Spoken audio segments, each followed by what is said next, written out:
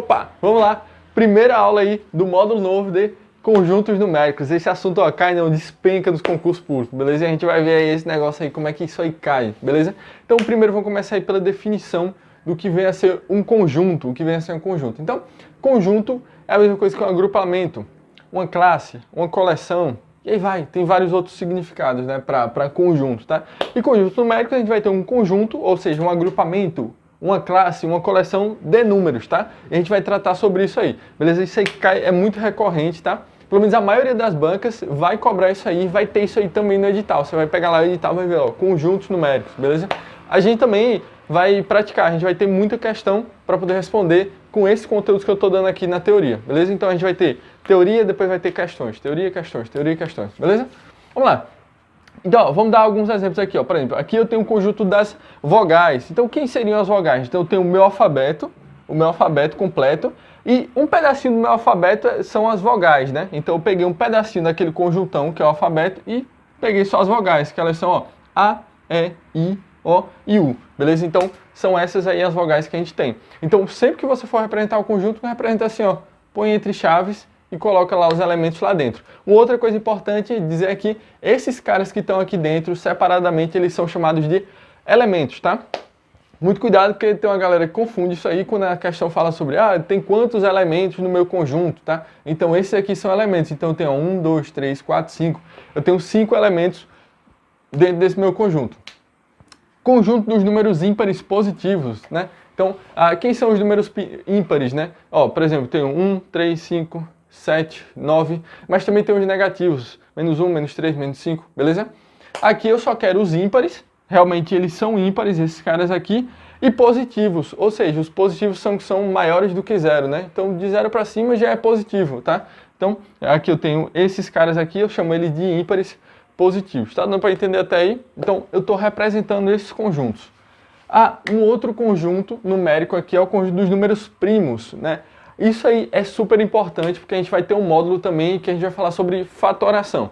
Para poder saber fazer fatoração, responder questões de MMC, de MDC, questões de operações com frações, tudo isso a gente precisa de números primos. Então, quem são os números primos? Número primo, eles são os números que dividem por 1 e por ele mesmo.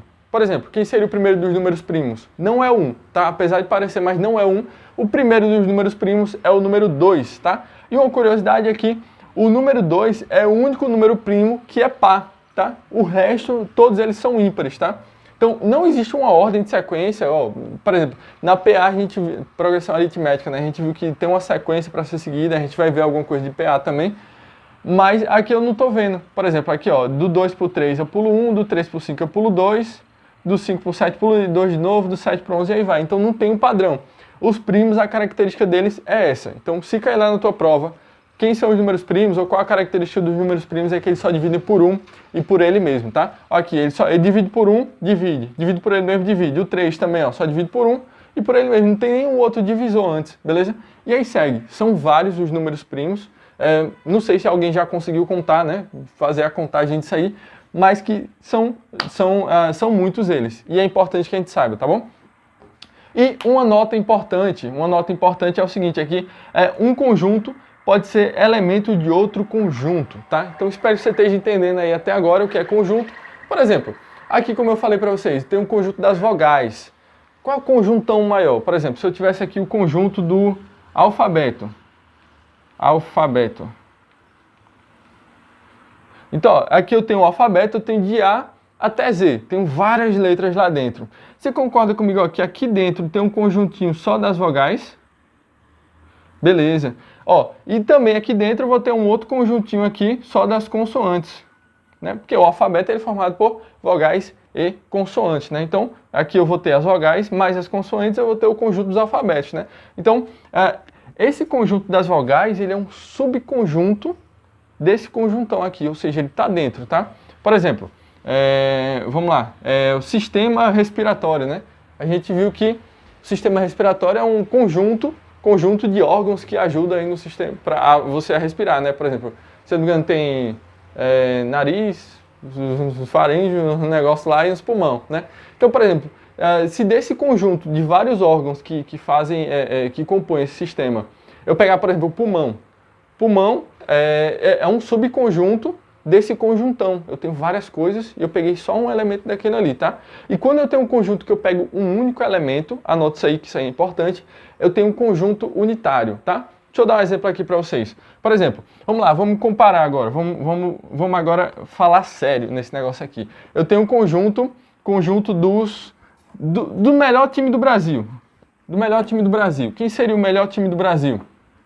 Logicamente seria o Flamengo, né? Então eu tenho um conjunto aqui B de Brasil, o melhor time do Brasil, vou até escrever em vermelho, aqui ó, é o Flamengo. Pronto, incontestável, você que está assistindo, sei que você não vai duvidar do que eu estou falando, porque eu só falo verdade, né? Então, Flamengo é o melhor time do Brasil. Então, esse aqui é o conjunto. Não tem nenhum outro aqui nesse time. Pô, Palmeiras, São Paulo, pode querer chegar perto, mas nunca vai ser, tá? Então, isso aqui é um conjunto unitário, porque ele só tem um único elemento, tá bom? Eu não sei se eu botei na lista uma questão que fala sobre conjunto unitário, mas com certeza isso aí cai em concurso, beleza? Vamos lá, agora vamos falar sobre os melhores times do mundo. Aí tem mais de um, né? Do mundo, vou botar aqui um Mzinho de mundo. A gente vai ter o Barcelona,